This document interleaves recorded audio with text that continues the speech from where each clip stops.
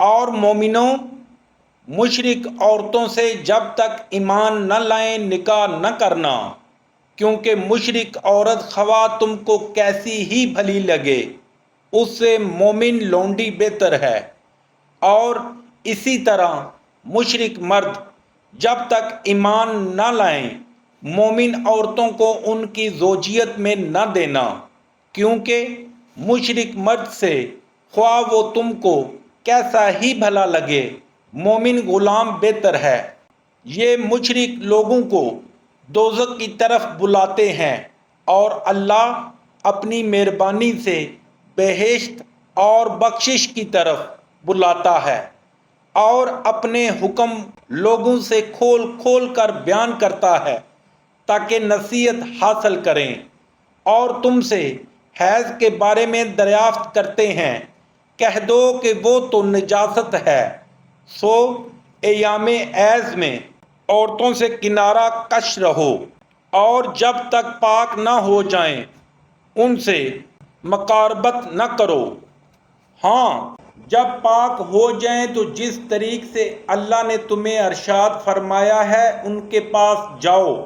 کچھ شک نہیں کہ اللہ توبہ کرنے والوں اور پاک صاف رہنے والوں کو دوست رکھتا ہے۔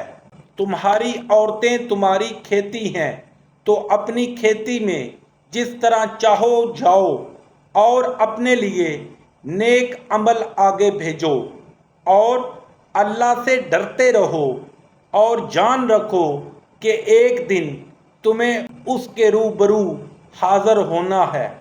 اور اے پیغمبر صلی اللہ علیہ وآلہ وسلم، ایمان والوں کو بشارت سنا دو، اور اللہ کے نام کو اس بات کا ہیلا نہ بنانا کہ اس کی قسمیں کھا کھا کر سلوک کرنے اور پرہیزگاری کرنے اور لوگوں میں صلح و سازگاری کرانے سے رک جاؤ، اور اللہ سب کچھ سنتا اور جانتا ہے۔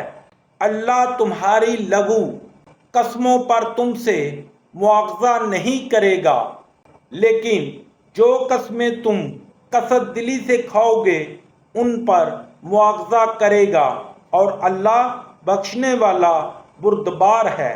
جو لوگ اپنی عورتوں کے پاس جانے کی قسم کھا لیں ان کو 4 مہینے تک انتظار کرنا چاہیے۔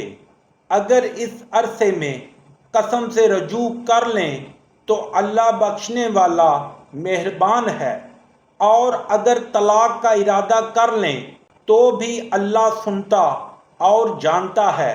اور طلاق والی عورتیں 3 حیض تک اپنے تئیں رکے رہیں، اور اگر وہ اللہ اور روز قیامت پر ایمان رکھتی ہیں تو ان کو جائز نہیں کہ اللہ نے جو کچھ ان کے شکم میں پیدا کیا ہے اس کو چھپائیں، اور ان کے خاوند اگر پھر موافقت چاہیں تو اس مدت میں وہ ان کو اپنی زوجیت میں لے لینے کے زیادہ حقدار ہیں۔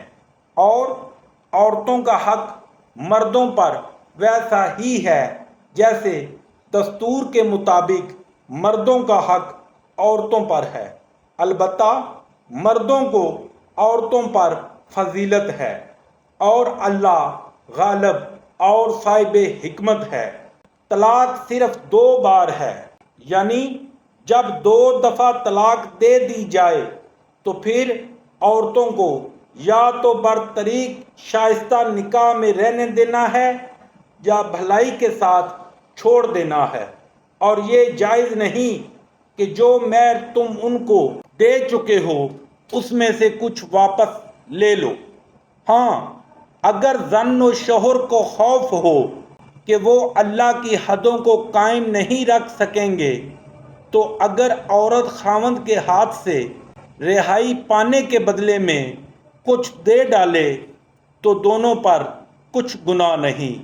یہ اللہ کی مقرر کی ہوئی حدیں ہیں، ان سے باہر نہ نکلنا۔